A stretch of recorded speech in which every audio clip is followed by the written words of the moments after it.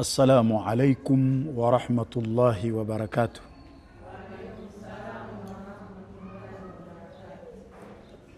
الحمد لله الذي بحمده يستفتح كل مقال، وبذكره يصدر كل خطاب، وبفضله يتناعم أهل الجزاء والثواب،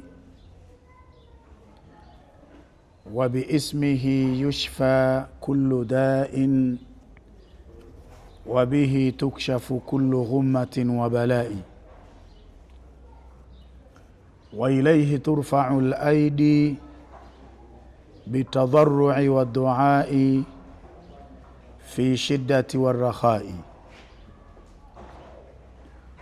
وهو السامع لجميع الأصوات على اختلاف اللغات، فله الحمد على ما أسدى وأولى، وله الشكر على ما أنعم وأعطى، والصلاة والسلام على حبيبنا المصطفى ورسولنا المرتضى، خاتم الأنبياء والمرسلين، وعلى آله وأصحابه الكرام، ومن تبعهم بإحسان إلى يوم الدين. Amma ba'du, baada ya kumshukuru Mwenyezi Mungu Subhanahu wa Ta'ala na kuzitaka ziada za rehma na amani zimuendee kiongozi wa umma huu, mtume wetu Muhammad pamoja na ahli zake wote na masahaba wake kwa ujumla. Ndugu zangu, mbele yetu pana matukio mawili. Tukio la kwanza ni operation ya kusafisha mwili na majumba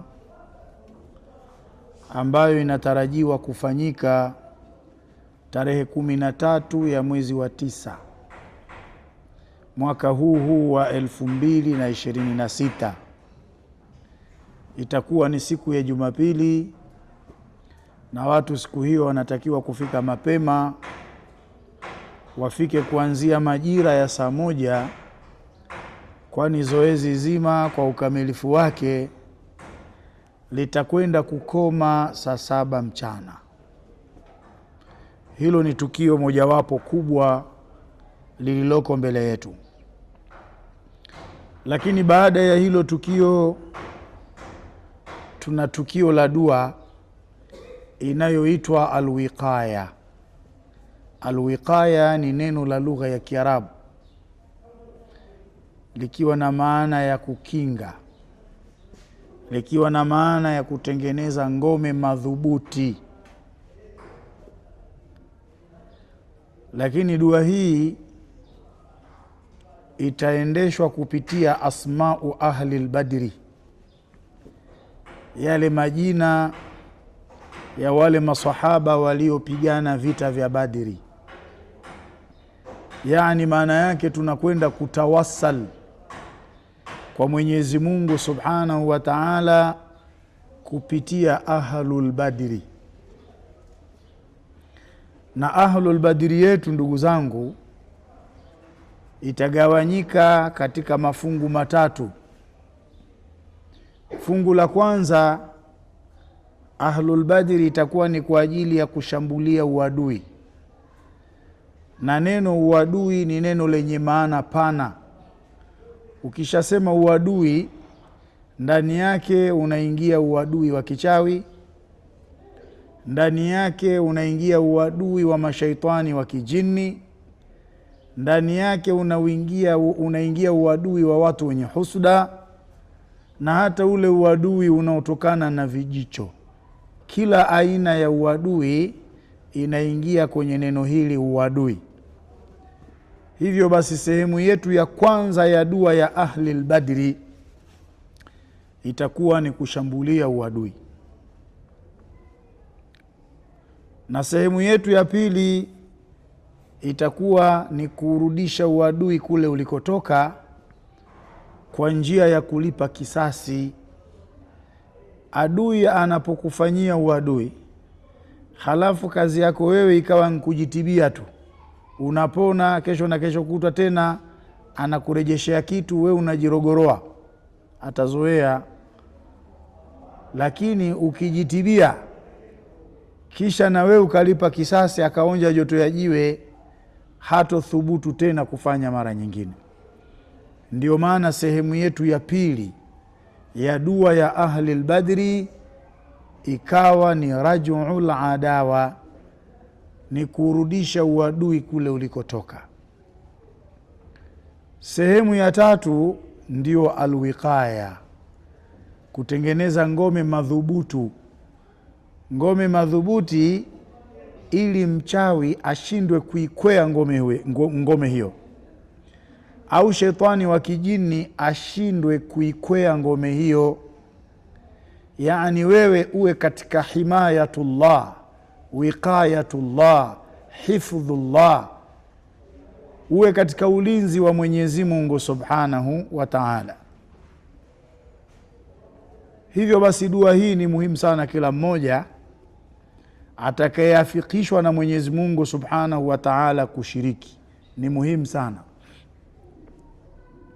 Na tulisema kushiriki ni rahisi sana, ni wewe tu kujiandikisha kwa sadaka ndogo kabisa, sadaka shilingi 10,000 tu. Ukishajiandikisha unapatiwa vyamba jengo, kwa sababu dua zetu kila siku nimekuwa nikinena, dua zetu sisi ni dua tiba. Ndio maana utaona unajiandikisha kushiriki kwenye dua hii, unapatiwa na vyamba jengo vyako, kwa sababu dua zetu ni dua tiba. Lakini kama una uwezo, usiache kujiandikisha kwenye kipengele cha nyumba. Jiandikishe mwili, kwa sababu mwili ndio unaotoka. Mwili ndio unaotoka, nyumba unaiacha. Mwili ndio unaokwenda ofisini, mwili ndio unaokwenda kazini, mwili ndio unaokwenda kwenye biashara, mwili ndio unaosafiri, unakutana na vitu vingi huku mitaani. Kwa hiyo jiandikishe kuhusu mwili wako. Shambulia uadui ulioko kwenye mwili wako, yatoe matatizo yaliyoko katika mwili wako, uyarejeshe kule yalikotoka kwa njia ya kulipa kisasi. Lakini ukinge mwili wako. Kwa hiyo una uwezo, jiandikishe kwa ajili ya mwili. Lakini pia kama una uwezo, jiandikishe na kwa ajili ya nyumba, kwa sababu nyumbani ndio mahala ambapo wewe unalala. Na wanga mara nyingi wanapotaka kuwanga huwa wanawanga nyakati za usiku. Mwanga akiwanga mchana huwa anashangaza, mpaka hata akigundulika watu wanamwambia, unawanga hata bado mchana wote huu, jua kali. Kwa mara nyingi wanga huwa wanangojea usiku ukiingia, ndio anakufata ukiwa nyumbani. Kwa hiyo yatengenezeni majumba yenu, shambulieni uadui ulioko kwenye majumba, uondosheni uadui kutoka kwenye majumba yenu na muurejeshe kule ulikotoka kwa njia ya kulipa kisasi. Tengenezeni kinga za majumba yenu, kwa sababu ndipo mahala ambapo nyinyi munatulia na familia zenu. Leo ukikinga nyumba, ni vigumu sana familia yako kuchezewa. Lakini ukijikinga we mwenyewe peke yako, halafu nyumba ukaiacha hivi hivi, inakuwa ni rahisi mwanga kuingia ndani ya nyumba, ni rahisi shetani wa kijini kuingia ndani ya nyumba. Na vyanzo vya matatizo mengi, yani tunaweza tukasema matatizo mengi vyanzo vyake ni kuanzia ndani ya nyumba. Matatizo mengi yanayowasibu binadamu vyanzo vyake ni kuanzia ndani ya nyumba. Sasa leo nitakupeni faida ya kuelezea alamatu wujudu sihri fil baiti au manzil,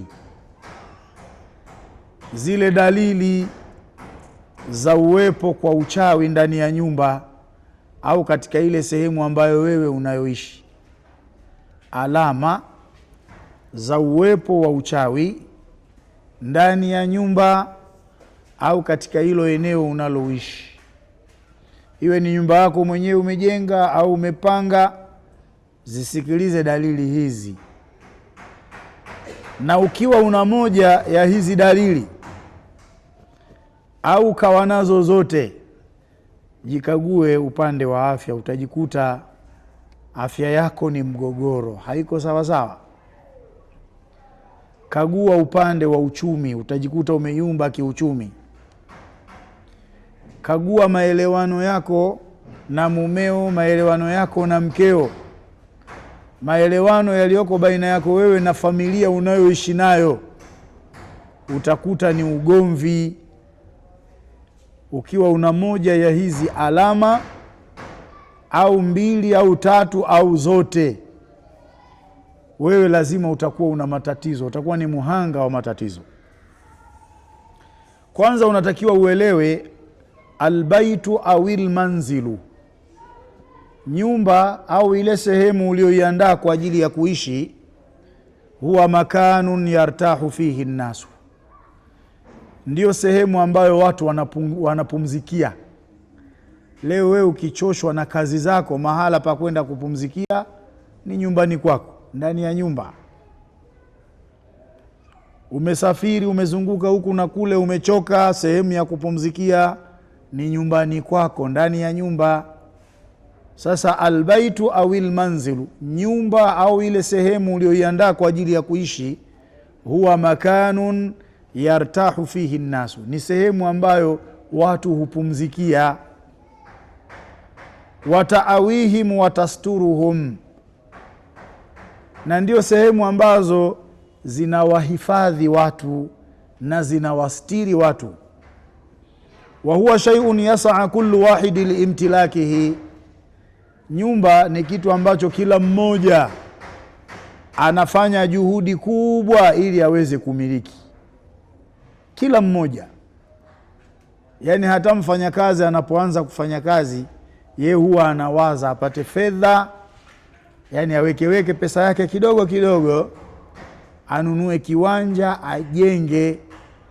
Akishajenga atafute familia, aishi, apumzike pamoja na familia yake. Kwa hiyo kullu ahad yas'a liimtilakihi, kila mmoja huwa anafanya juhudi ili aweze kumiliki nyumba, hawezi kupumzika yeye na familia yake. Walakin ahyanan imtilaku almanzil la yaani bidharura an tartaha fihi, lakini wakati mwingine kumiliki nyumba hakumaanishi lazima upate pumziko kwenye hiyo nyumba. Wakati mwingine kumiliki nyumba haimaanishi utapata pumziko katika nyumba hiyo. Kwa nini? Lianna ba'dha albashar au ba'dha shayatin, kwa kuwa baadhi ya viumbe, baadhi ya binadamu, na hawa binadamu tunaowakusudia ni wachawi, kwa kuwa baadhi ya binadamu au baadhi ya mashaitani wa kijini, qad yuhawiluna rahata albaiti ila jahim, hutokea wakaibadilisha ile starehe ya nyumba, ile raha ya nyumba kuwa ni sawasawa na moto wa Jahannam. Kuna baadhi ya watu wamejenga majumba, lakini majumba yao wanayaona ni sawasawa na moto wa Jahannam, hayakaliki. Mauzauza yasiyoisha ndani ya nyumba, maradhi yasiyoisha ndani ya nyumba, ugomvi usioisha ndani ya nyumba, na ili hali yeye alijenga nyumba ili aweze kustarehe, aweze kupumzika. Kwa hiyo fa ba'dhu albashar au ba'dhu shayatin qad yuhawiluna rahata albaiti ila jahim, baadhi ya wachawi, baadhi ya mashaitani wa kijini hutokea wakaigeuza ile raha ya nyumba, ile starehe ya nyumba kuwa ni moto wa Jahannam. wewe kila mwaka ukawa ni mtu wa kuugua na kuuguza, kila mwaka unakuwa ni mtu wa kufiwa, ni mtu wa kuweka misiba. Kuna baadhi ya mambo yanafanywa na binadamu. Sasa vitu kama hivi vinapatikana kwenye majumba ya watu, na ndio maana tunasema jitahidi sana kwenye dua hii ya Ahlul Badri. Pamoja na kwamba utajiandikisha kwa ajili ya mwili wako, lakini jiandikishe pia kwa ajili ya nyumba yako, kwa sababu matatizo mengi yanayowasibu wanadamu huwa yanaanzia ndani ya nyumba. Unalala nayo hayo matatizo, unaamka nayo hayo matatizo. Kama siku hiyo hukwenda kazini, unashinda nayo, na kama unakwenda kazini, ukitoka unatoka nayo. Sasa jitahidi uitengeneze nyumba yako. Hii ni fursa, na tunaambiwa alfursatu la tatakarraru, fursa huwa haina kawaida ya kujirudia rudia. Sasa leo tutaelezea dalili. Ukiziona tu ndani ya nyumba, jua kwamba nyumba yako inachezewa. Kwa mfano, unaweza ukalala halafu unaamka asubuhi, unatoka nje, mlangoni kwako unakuta madatun shabihatu bizaiti, kuna vitu vinafanana na mafuta vimemwagwa mlangoni. Yaani wewe unatoka nyumbani kwako, kwenye mlango wako unakuta kuna mali ghafi zinazofanana na mafuta hivi zimemwagwa mlangoni. Jua kwamba nyumba yako inachezewa. Na wakati mwingine sio lazima vitu hivyo vifanane na mafuta. Yawezekana ikawa ni unga umemwagwa, jua kwamba wewe unachezewa. Wakati mwingine njiwa amechinjwa yuko mlangoni, wewe unachezewa. Na vitu vinavyofanana na hivi, kuna haja ya kuisafisha nyumba yako na kuna haja ya kuitengenezea kinga. Hiyo ni dalili ya kwanza.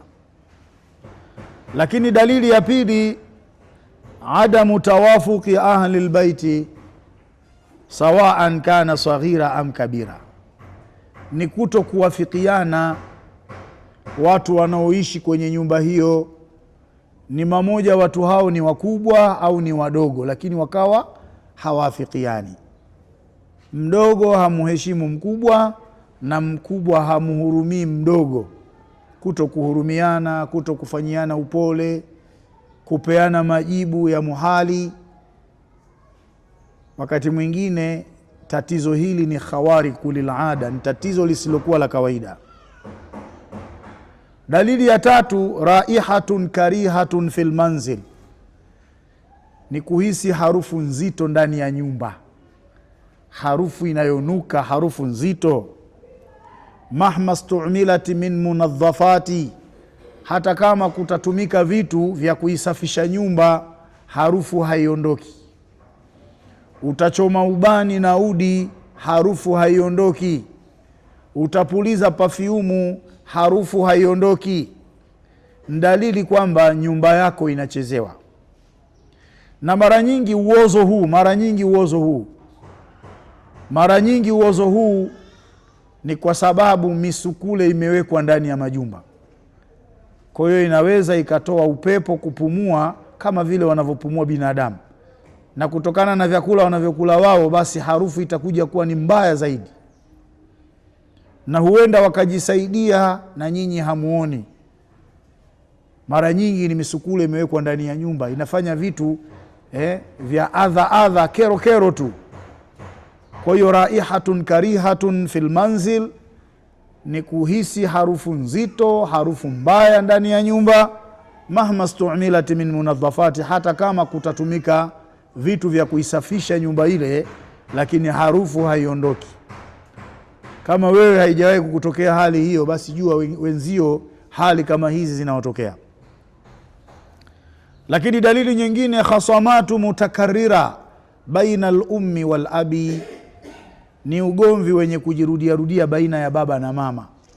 Ukiona baba yako na mama yako wanagombana mara kwa mara, nyumba yao imekuwa ni baitur rahili wanizai walfiraqi, ni nyumba ya kufukuzana, nyumba ya kuzozana, nyumba ya kugombana, kupigana, kurudishana manyumbani kila siku, basi dua kwamba nyinyi mnachezewa ndani ya nyumba, kuna vitu vibaya ndani ya nyumba, mnakwenda kwa wataalamu mnajisafisha, kumbe kuna vitu mmeviacha ndani ya majumba yenu. Ndio maana tunakuambia jitahidi pia uiandikishe nyumba yako kushiriki katika dua kubwa hii, dua ya Ahlul Badri, ambayo imegawanyika katika sehemu 3: sehemu ya kushambulia uadui na sehemu ya kurudisha uadui kule ulikotoka kwa njia ya kulipa kisasi na kutengeneza kinga ambayo ni ngome madhubuti. Lakini dalili nyingine, adamul barakati fi taami, ni kukosekana baraka katika chakula. Baraka inakosekana vipi? Chakula kinapikwa kingi, kinachowatosha watu wa familia nzima, na wakati mwingine watu wanakadiria kwamba chakula hiki pia tutakiacha kilale tunywe chai. Yani mtu anaweka kipimo mpaka chakula kibaki, kile kiporo watanywa chai asubuhi. Lakini chakula kinapakuliwa, watu wa familia wanakula chakula kile, kinamalizika, wanaomba kuongezwa tena, kinaongezwa chakula kingine, wanakula, kinamalizika, wanaomba kuongezwa. Basi chakula kitaongezwa mpaka kitamalizika, kile kiporo cha asubuhi hakipo tena. Kuna wakati mwingine watu huwa wanasingizia kwamba maana chakula cha leo kilikuwa kitamu sana. Sio kitamu. Adamul barakati fi taami, baraka imekosekana kwenye chakula. Na wakati mwingine huwa wanakula na misukule, huwa mnakula na misukule, na wale misukule wakishapakwa dawa maalum tu huwa hawaonekani wale. Kwa mnajiona mko peke yenu, kumbe mko pamoja na misukule. Haya mambo yanatokea sana kwenye majumba ya watu. Kuna wakati misukule mnalala nayo kwenye vitanda, misukule mnalala nayo katika vitanda. Nishawahi kushuhudia kitanda 6x6, watoto wadogo 2 wanalala, lakini wanalalamika wanabanana, kumbe wanalala na misukule. Sasa nyumba kama hii, tarajia kukosekanwa kwa baraka. Itakosekana baraka kwenye afya, mtaumwa sana. Itakosekana baraka katika milango ya mali, utakuwa ni mtu wa kufirisika sana. Kila biashara utakayoanzisha wewe utadropu tu, madhali ndani ya nyumba kuna matatizo kama haya. Tarajia kama wewe ni mfanyakazi, kufukuzwa kazi, kushushwa cheo, hilo litegemee sana. Kwa nini? Kwa sababu nyumba yako chafu, nyumba yako inachezewa. Adamul barakati fi taami, ni kukosekana baraka ya chakula ndani ya nyumba. Lakini dalili nyingine, isabatu bi alamil mafasil baada al-istiqadhi, ni mtu analala, pamekucha asubuhi, anaamka mwili wote wauma, viungo vyote vimechoka, kana kwamba ni mtu ambaye alikuwa akifanyishwa kazi nzito. Wewe unawangiwa, na wakati mwingine pale kitandani linaachwa jisanamu lililofananishwa na wewe. Wewe unachukuliwa kule, unafanyishwa kazi, umechakaa, watakusafisha, watakuvisha nguo, watakuja kukuleta wewe mwenyewe bila kujua. Wewe unahesabu kwamba umelala kitandani kwako ndani ya nyumba yako, kumbe umetolewa. Na hii kwa sababu gani? Kwa sababu nyumba yako nyepesi, watu wanaingia kwa urahisi. Sasa hii ni dalili kuonyesha kwamba nyumba yako haiko salama. Isabatun bi alamil mafasil baada al-istiqadhi min an-naumi waktu sabah, ni kupatwa na maumivu kwenye viungo, mwili kuchoka unapoamka asubuhi. Hiyo si dalili nzuri. Hata ukienda kupima huna malaria, huna typhoid, huna UTI, ni mzima wa afya, lakini umechoka nini? Umefanyishwa kazi. Lakini dalili nyingine, ikhtifa'ul awraqu shakhsiyya au an-nuqudi, umeweka kitu ndani kinapotea, munaanza kusingiziana nyinyi kwa nyinyi. Yawezekana ni pesa imewekwa imepotea, mnasingiziana nyinyi kwa nyinyi, pesa umeiba wewe, mimi sijaiba, mpaka unatokea ugomvi. Au wakati mwingine zinaweza zikapotea nyara za mtu, vitambulisho hivi, watu mnasingiziana, umenifanyia makusudi, kumbe hakuna makusudi yoyote yaliyofanyika. Lakini dalili nyingine, uwepo wa maradhi yasiyoisha. Anaanza kuugua baba, akipona baba ataugua mama, akimaliza mama kuugua ni zamu ya watoto, ataugua mpaka mtoto wa mwisho, akimalizika yule wa mwisho zamu inaanza mwanzo. Wakati mwingine mtakwenda hospitali kupimwa, matatizo hayaonekani, au wakati mwingine tatizo linaonekana, unatumia dawa, maumivu yako pale pale, kuonyesha kwamba kilichoonekanwa kwenye vipimo vya hospitali ni kitu kingine, na kile unachokihisi wewe kinakuumiza ni kingine. Haya mambo yanatokea sana kwenye majumba. Lakini dalili nyingine, simau aswat fil bait, ni kusikika sauti ndani ya nyumba. Unaweza ukasikia mtu anacheka, lakini ukiangalia nani anayecheka humuoni. Unaweza ukasikia mtu anakuita, ukimtazama anayekuita humuoni. Unaweza ukasikia sauti ya kutonga, mtu anatonga, anaugulia maumivu, kama vile kuna maumivu fulani anapata, anatonga, lakini ukimwangalia huyo mtu humuoni. Unaweza ukasikia sauti ya paka, utatazama kona zote za nyumba, humuoni huyo paka. Utatazama uvunguni, humuoni paka. Utatazama juu ya dari, humuoni paka. Ni kusikika sauti ndani ya nyumba za ajabu. Haya mambo yanatokea sana kwenye majumba ya watu. Lakini vile vile unaweza ukakaa ndani ya nyumba, mara ghafla milango ilikuwa imefungwa inafunguka yenyewe, au ilikuwa iko wazi inajifunga yenyewe. Hiyo ni michezo ya kichawi. Majumba yetu yanachezewa sana. Au wakati mwingine vyombo vinagongana vyenyewe, wakati mwingine vinavunjika, lakini anayevivunja au kuvigonganisha hamumuoni. Hiyo ni michezo ya kichawi. Unaweza ukawa umelala ndani ya nyumba wewe usingizi, kisha unanyanyuka unaanza kutembea hali ya kuwa hujijui. Nusura yako wewe awepo mtu macho ndiye anaweza akakuzuia, lakini hivyo unaweza ukatembea bila kujijua, ukafungua na mlango. Wapo watu wamekwenda kimoja kwa staili hii. Ananyanyuka usingizini akiwa hajijui, anafungua mlango, anaondoka, kumbe ndo anachukuliwa hivyo. Sasa ukishajiona kwamba wewe una tabia hiyo ya kunyanyuka na kutembea bila kujijua, wewe unachezewa. Wapo watu wanakuamsha na wanakuchukua. Hiyo ni hali ya hatari sana. Mambo yote haya yanafanyika ndani ya nyumba. Ndio maana tukasema kama una uwezo wa kujiandikisha wewe mwenyewe, jiandikishe, lakini pia usisahau na nyumba yako. Dalili nyingine, atakallum kathiran athna an-naum, kuzungumza sana wakati umelala. Kuna wengine wanalala huku wanasema, analala huku wanazungumza. Hii ni dalili kwamba wewe unachezewa. Dalili nyingine, unaweza ukakaa ndani ya nyumba yako, lakini ukawa unahisi pembeni umekaa na mtu, yani ukawa unahisi hauko peke yako, umekaa na mtu pembeni, lakini huyo mtu humuoni. Dalili kwamba nyumba yako inachezewa. Dalili nyingine, idha intaqalat al-aghradhu min makani ila makanin akhar, zile aseti za ndani ya nyumba zile zinaweza zikahamishwa kutoka sehemu moja kwenda sehemu nyingine. Unaweza ukawa umeweka aseti ya nyumba sehemu hii, lakini baadaye unaikuta imewekwa sehemu nyingine. Mnaulizana ndani ya nyumba, kila mmoja anakataa, mimi sijahamisha. Wapo waliohamisha. Nyumba yako inachezewa.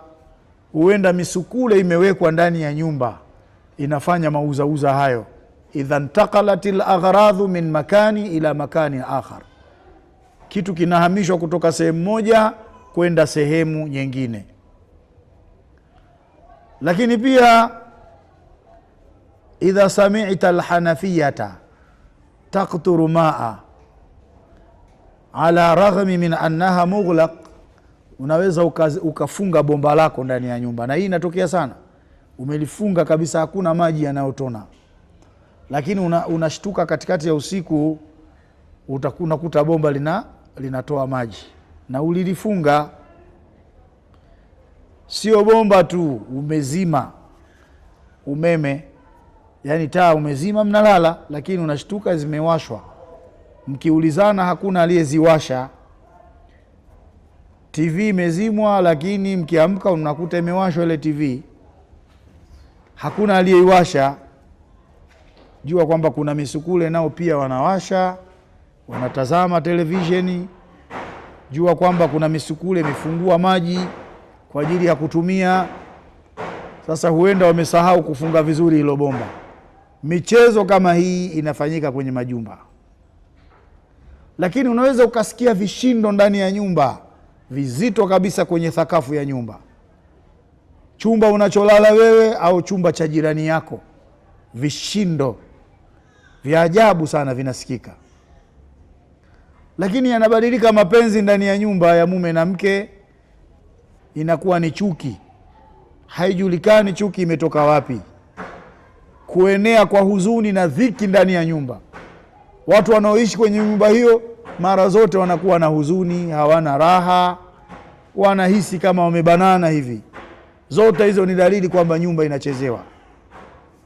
Sasa ikiwa una dalili kama hizi au zinazofanana na hizi, jitahidi, Mwenyezi Mungu akikuwafikisha, jiandikishe kwa ajili yako wewe, lakini pia jiandikishe kwa ajili ya nyumba. Tunakwenda kufanya tukio kubwa sana, na kwa msaada wake Allah subhanahu wa ta'ala, mimi naamini kupitia tukio hili Allah atakwenda kutuvusha, tusemeni inshallah. Lakini tukio jingine ndani ya nyumba, panya wanakuwa wengi. Hata utumie zile sumu za kibiolojia, wale panya hawafi. Yani hata ukitumia sumu za kibiolojia, ukiweka mtego wa gundi hawakanyagi. Hao sio panya wa kawaida. Lakini wadudu wanaotambaa ardhini, mfano wa mende, wanakuwa wengi. Hata utumie nini, wale hawaondoki. Wale sio mende wa kawaida. Nyumba yako inafanyiwa mchezo. Kwa hiyo inafaa kuitengeneza hiyo nyumba. Lakini wewe unaelala ndani ya hiyo nyumba, kupata ndoto zenye kutisha. Kuna kitu kinachoitwa al-ahlamul mufuzia, ndoto zinazotisha. Ni dalili ya kuangiwa, ndoto zinazotisha. Unaweza ukalala ukaota unakimbizwa na lijoka. Joka linakukimbiza. Joka jeusi kubwa linakukimbiza. Hii ni ishara kwamba wewe unawangiwa, huo ni uadui huo. Wakati mwingine joka limekugonga, ni kuonyesha sasa wale wanaokuja kukuangia wamekupata, wamekuingizia sumu za kichawi kwenye mwili wako. Ndoto za kuota unapaa, sio ndoto nzuri. Wakati mwingine ina maana unapaa na wale wanaokwenda kuanga, unapaa nao. Wakati mwingine ndoto kama hizi si nzuri. Unaota ukiwa makaburini, unaota ukiwa misibani, unaota ukiwa maporini, unaota unakula nyama, unashtuka kutoka usingizini tumbo limejaa gesi. Ndoto kama hizi zinakuijia ukiwa umelala ndani ya nyumba, nyumba yako inachezewa, unawangiwa wewe. Wakati mwingine unaweza ukaota wewe mwenyewe umekufa, umeoshwa, umevikwa sanda, umetiwa kwenye jeneza, unakwenda kuzikwa. Wapo wanaota mpaka yuko kaburini anaota. Ndoto hizi ni dalili kwamba wewe unawangiwa, sio ndoto nzuri. Ndoto za kuota unakimbizwa na wanyama, sio ndoto nzuri. Ndoto za kuota unaporomoka kutoka sehemu za juu, unaporomoka chini, wewe umewangiwa na wanakuporomosha kiuchumi. Kama sio kuporomoshwa kiuchumi, utaporomoshwa kiafya, au unaweza ukaporomoshwa kimahusiano, mume kumchukia mke na mke kumchukia mume. Ndoto kama hizi zinatokea sana. Sasa salama yako wewe, hebu jiandikishe wewe kama wewe, kwa sababu mwili ukitoka ndani ya nyumba unakumbana na vitu vingi huko. Kwa hiyo kujiandikisha kwa ajili ya mwili ni jambo zuri, lakini pia Allah akakujalia uwezo ujiandikishe kwa ajili ya nyumba, sehemu unayoishi. Utakuwa umefanya jambo kubwa sana ukifanya hivyo, utakuwa umefanya kitu kikubwa sana. Lakini kama utapuuza, basi jua kwamba adui halali usiku na mchana yeye yuko macho, anafikiria ni njia gani atakayotumia kwa ajili ya kukuharibia maisha yako, njia gani atakayoifanya akufanye wewe uweze kuishi kwa tabu. Kitu pekee tu ni kujiandikisha. Ukijiandikisha kwa ajili ya mwili, tulisema utapatiwa chupa moja ambayo ndani yake kuna mchanganyiko wa dawa 7. Kwa kuwa hii ni dua tiba, lazima upatiwe chamba jengo. Ukijiandikisha unapatiwa chupa ambapo ndani ya chupa kuna dawa 7. Dawa ya kwanza tumeweka usembe wa msaka uchawi. Huu ukitumika vizuri unashambulia uadui, unalipa kisasi na unatengeneza kinga. Msaka uchawi, na nitakuja kueleza matumizi yake mazuri ni yapi. Hiyo ni dawa ya kwanza. Dawa ya pili tumeweka ndani yake mkunazi. Mkunazi wanawazuoni wanatuambia minan nabati almuhabbabati inda rasulillah, ni mmea uliokuwa unapendwa sana na Mtume sallallahu alaihi wasallam. Mkunazi, Mtume alikuwa akiwaambia maswahaba wachukue majani ya mkunazi, wayaponde ponde, watie maji, wasomee Qur'ani, waoge kwa ajili ya kubatilisha uchawi, wakoge kwa ajili ya kufukuza mashetani, wakoge kwa ajili ya kuondosha hasadi pamoja na vijicho, wakoge kwa ajili ya kutia nuru mwili.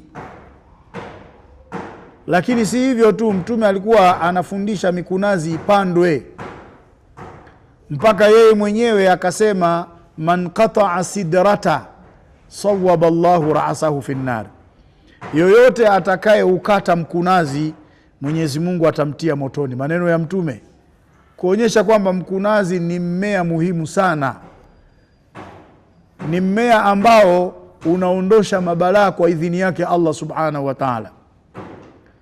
Mpaka hata kuna sahaba mmoja alikufa, Mtume sallallahu alaihi wasallam akawaambia aghasiluhu bima'in wa sidri, sahaba huyu muosheni kwa maji na mkunazi.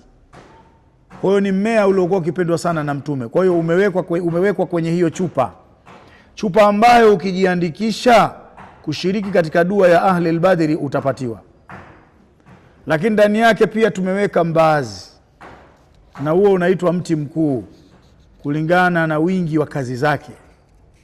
Mti wa 4 tumeweka mlinzi, unafanya kazi kama lilivyo jina lake. Mti wa 5 tumeweka mdawadawa. Mti wa 6 msungururu. Lakini 7 tumeweka chumvi. Lakini pia ndani yake kuna vipande vya misumari ambavyo vimesomewa suratul Hadidi na vimezamishwa kwenye kombe linalotokana na suratul Hadidi. Hili ni zoezi ambalo tunalifanya kila siku ya Jumapili na linafanywa na nyinyi wenyewe. Mnakuja na vipande 3, chumvi ya mawe, kombe limeandaliwa, inasoma suratul Hadidi. Mtu ananuia kushambulia uadui, ananuia kurejesha uadui kule ulikotoka, ananuia kutengeneza kinga. Kwa hiyo ile misumari huwa tunaweka kwenye zile chupa ambazo ndani yake kuna dawa 7 na kuna vipande hivyo 3 vya misumari. Kwa hiyo ukijiandikisha unapewa chupa hii.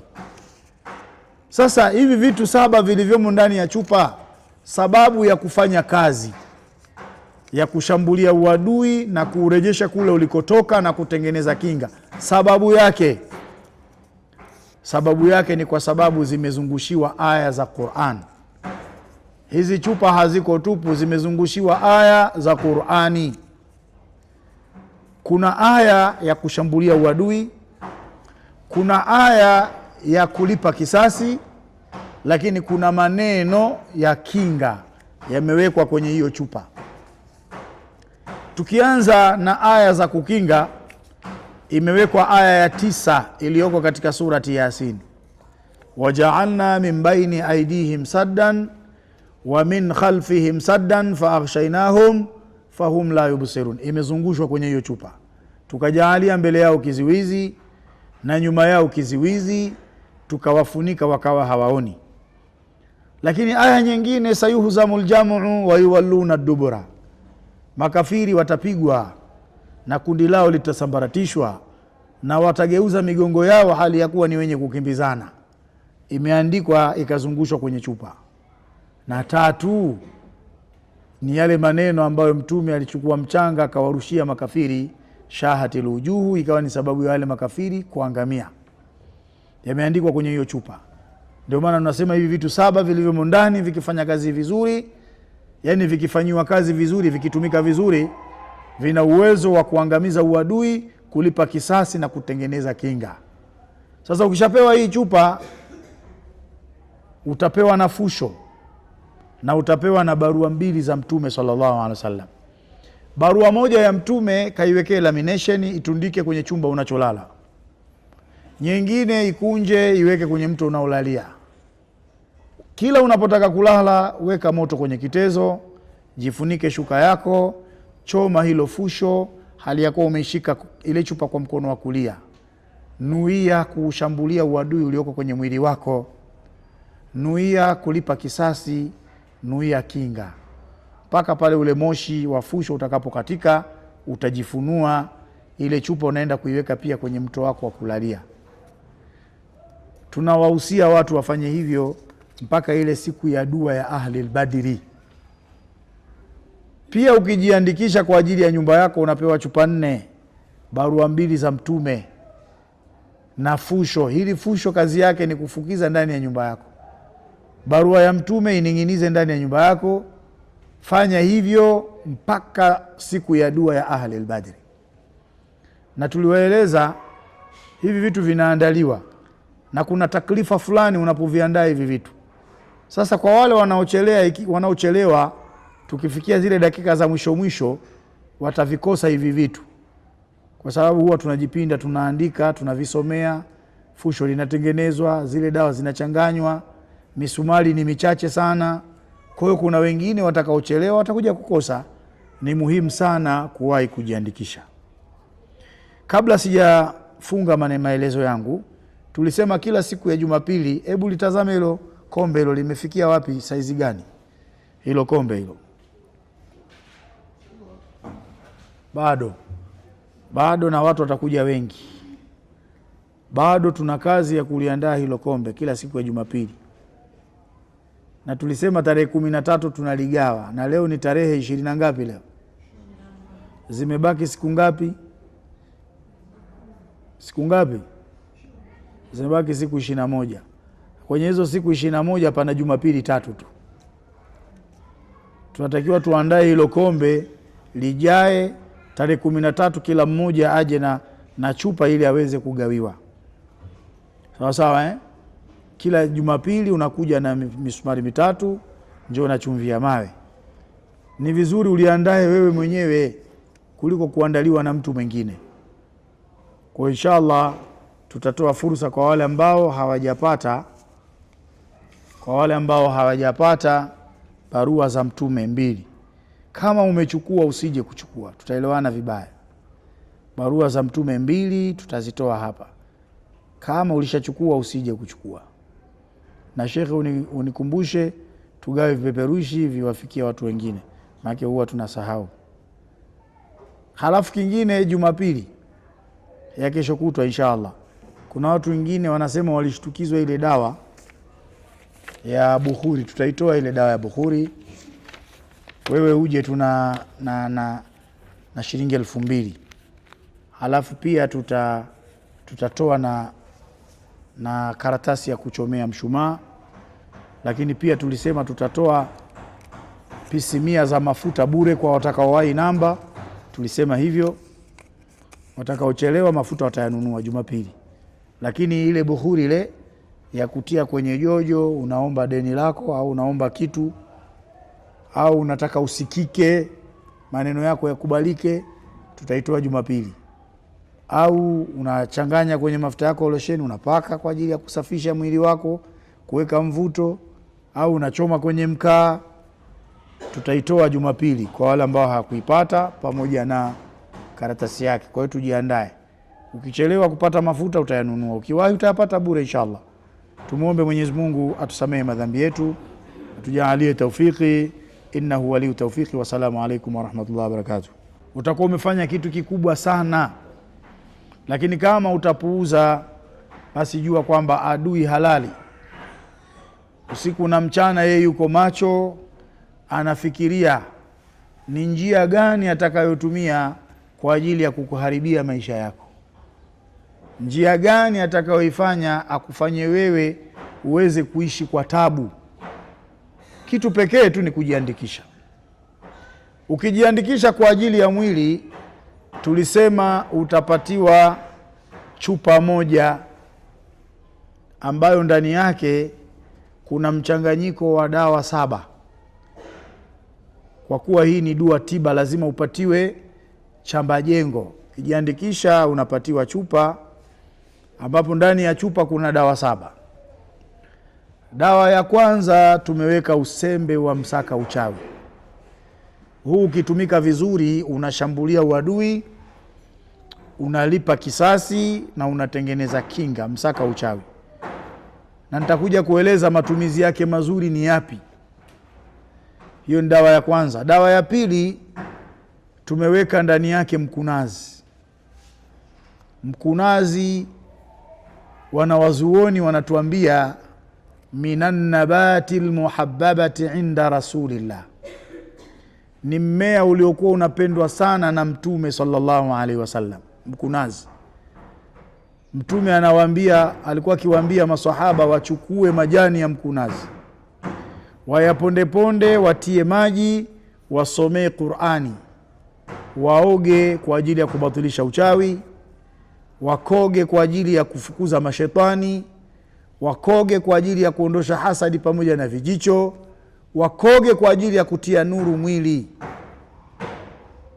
Lakini si hivyo tu, Mtume alikuwa anafundisha mikunazi ipandwe, mpaka yeye mwenyewe akasema man qata'a sidrata sawwaba Allahu ra'sahu fi an-nar, yoyote atakaye ukata mkunazi Mwenyezi Mungu atamtia motoni. Maneno ya Mtume kuonyesha kwamba mkunazi ni mmea muhimu sana, ni mmea ambao unaondosha mabalaa kwa idhini yake Allah subhanahu wa ta'ala. Mpaka hata kuna sahaba mmoja alikufa, Mtume sallallahu alaihi wasallam akawaambia aghasiluhu bima'in wa sidri, sahaba huyu muosheni kwa maji na mkunazi. Kwa hiyo ni mmea uliokuwa ukipendwa sana na Mtume. Kwa hiyo umewekwa kwenye hiyo chupa ambayo ukijiandikisha kushiriki katika dua ya ahli al-badri utapatiwa. Lakini ndani yake pia tumeweka mbaazi, na huo unaitwa mti mkuu kulingana na wingi wa kazi zake. Mti wa 4 tumeweka mlinzi, unafanya kazi kama lilivyo jina lake. Mti wa 5 tumeweka mdawadawa. Mti wa 6 msungururu. Lakini 7 tumeweka chumvi. Lakini pia ndani yake kuna vipande vya misumari ambavyo vimesomewa suratul Hadidi na vimezamishwa kwenye kombe linalotokana na suratul Hadidi. Hili ni zoezi ambalo tunalifanya kila siku ya Jumapili na linafanywa na nyinyi wenyewe. Mnakuja na vipande 3, chumvi ya mawe, kombe limeandaliwa, inasoma suratul Hadidi. Mtu ananuia kushambulia uadui, ananuia kurejesha uadui kule ulikotoka, ananuia kutengeneza kinga. Kwa hiyo ile misumari huwa tunaweka kwenye zile chupa ambazo ndani yake kuna dawa 7 na kuna vipande hivyo 3 vya misumari. Kwa hiyo ukijiandikisha unapewa chupa hii. Sasa hivi vitu 7 vilivyomo ndani ya chupa, sababu ya kufanya kazi ya kushambulia uadui na kurejesha kule ulikotoka na kutengeneza kinga, sababu yake ni kwa sababu zimezungushiwa aya za Qur'an. Hizi chupa haziko tupu, zimezungushiwa aya za Qur'ani. Kuna aya ya kushambulia uadui, kuna aya ya kulipa kisasi, lakini kuna maneno ya kinga yamewekwa kwenye hiyo chupa. Tukianza na aya za kukinga, imewekwa aya ya 9 iliyoko katika surati Yasin, waja'alna min baini aidihim saddan wa min khalfihim saddan faaghshaynahum fahum la yubsirun. Imezungushwa kwenye hiyo chupa, tukajaalia mbele yao kiziwizi na nyuma yao kiziwizi, tukawafunika wakawa hawaoni.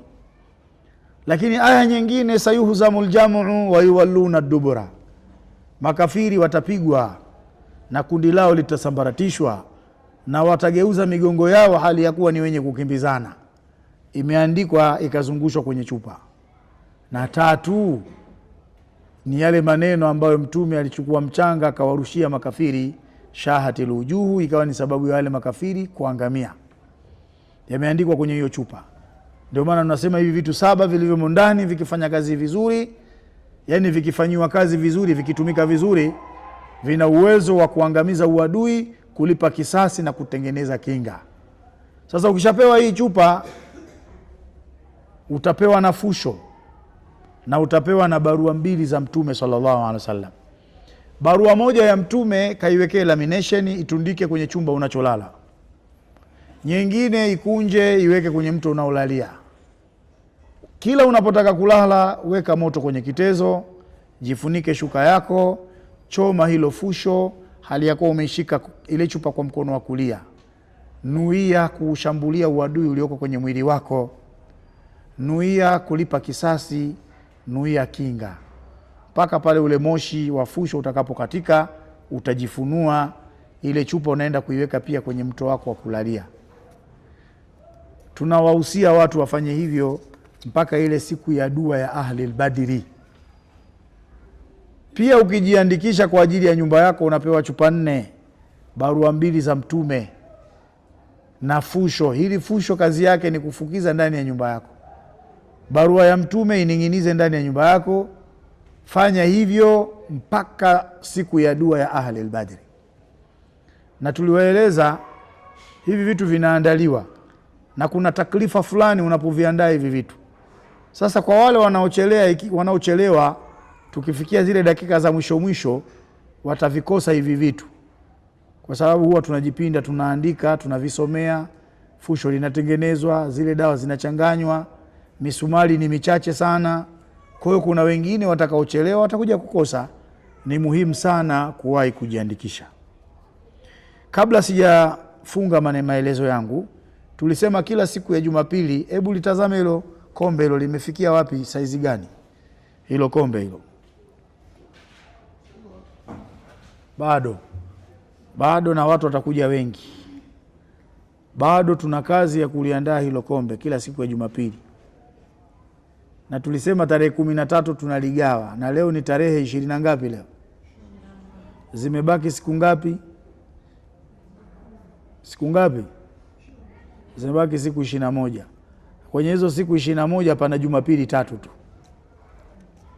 Tunatakiwa tuandae hilo kombe lijae tarehe 13, kila mmoja aje na chupa ili aweze kugawiwa. Sawa sawa, Kila Jumapili unakuja na misumari 3, njoo na chumvi ya mawe. Ni vizuri uliandae wewe mwenyewe kuliko kuandaliwa na mtu mwingine. Kwa inshallah tutatoa fursa kwa wale ambao